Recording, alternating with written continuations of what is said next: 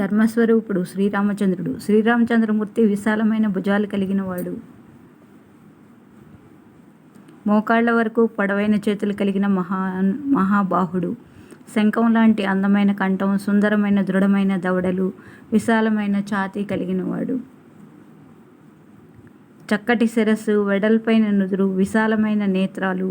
ఇలా ఒక్కటేమిటి, శరీరావయవాలన్నీ సరైన నిష్పత్తిలో పొందికగా అమరి శుభప్రదమైన సాముద్రిక లక్షణాలన్నీ పుష్కలంగా ఉండి నీలమేఘశ్యామ వర్ణ శరీరఛాయతో లక్ష్మీప్రదమైన నిత్యశోభను కలిగి శ్రీరాముడు ప్రకాశిస్తున్నాడు.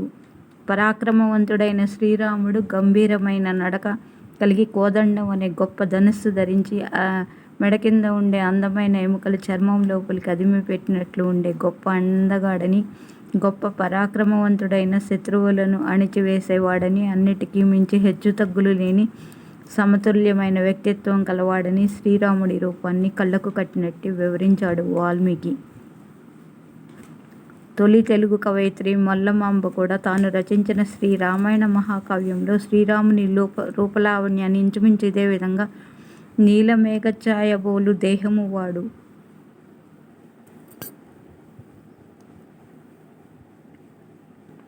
ధవళాబ్జపత్ర నేత్రముల వాడు, కంబు సన్నిభమైన కంఠంబు గలవాడు, చక్కని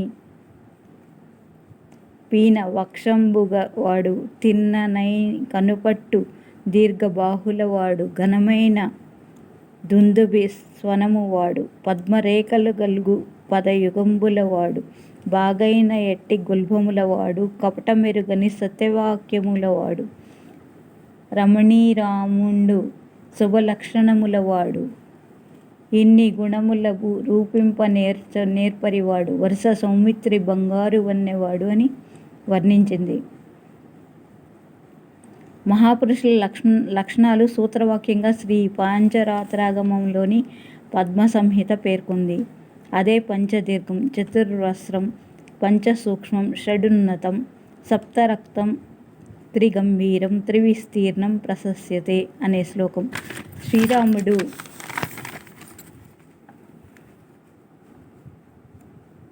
పంచదీర్ఘం 5 పొడవైనవి. అవి చేతులు, కన్నులు, ముక్కు, హనువు, గడ్డం, స్తనాల మధ్య అంతరం. చతుర్వస్త్రం పొడవు తక్కువ ఉండాల్సిన 4. అవి కంఠం, పురుషాంగం, వృషణం, ముంగాలు. పంచసూక్ష్మం చాలా సూక్ష్మంగా ఉండే 5. అవి వేళ్ల గణుపులు, తలపై జుట్టు, దంతాలు, గోర్లు, చర్మం.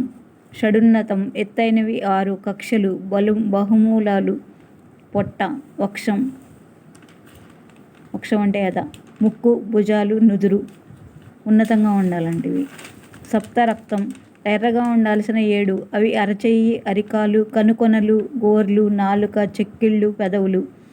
త్రిగంభీరం లోతుగా ఉండే 3. కంఠం కింద ఉండే ముచ్చిన గుంట, వక్షస్థలంలో ఉండే హృదయస్థానం, బొడ్డు. త్రివిస్తీర్ణం విశాలమైన 3. అవి వక్షప్రదేశం, శిరస్సు, నుదురు. అలాగే శ్రీ సీతారాములను, వారి పరివారాన్ని ఇలా వర్ణిస్తున్నారు. శ్రీరాముడు శ్యామవర్ణ దేహఛాయలతో ఎర్రని వస్త్రాలు ధరించి శిరస్సుపై మకుటం, కుడివైపు వక్షస్థలంలో శ్రీవత్సం కలిగి 2 భుజాలతో త్రిభంగి ముద్రలో ఉంటాడు. సీతాదేవి బంగారు వర్ణ ఛాయలతో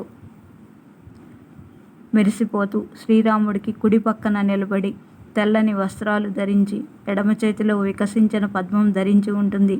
రాముడికి ఎడమ వైపున లక్ష్మణుడు బంగారు వర్ణంతో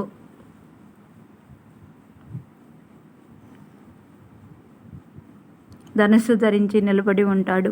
భరతుడు కుడి పక్కన శ్యామవర్ణంలోను, శత్రుఘ్నుడు ఎడమ పక్కన హేమవర్ణంలోనూ ఉంటారు. స్వామికి కుడివైపున నలుపు, నీలం కలగలిసినట్టు ఉండే అంజనాపవర్ణంలో శ్రీ ఆంజనేయ స్వామి వినయంగా శ్రీరామునికి నమస్కరిస్తూ అంజలి ముద్రలో ఉంటాడు.